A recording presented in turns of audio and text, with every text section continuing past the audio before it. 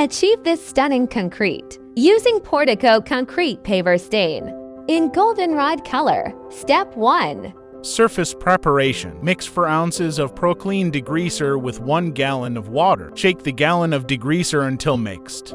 Pour into pressure washer soap tank. Pressure wash pavers with Proclean degreaser. Use a scrub brush to remove stubborn dirt. Mop up or use wet dry vac to pick up residue. Rinse surface with water until there's no more residue. Allow concrete to dry completely. Step 2. Preparation. Remove filters and assemble the sprayer.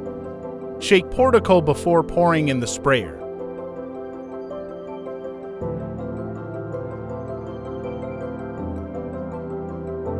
Step 3.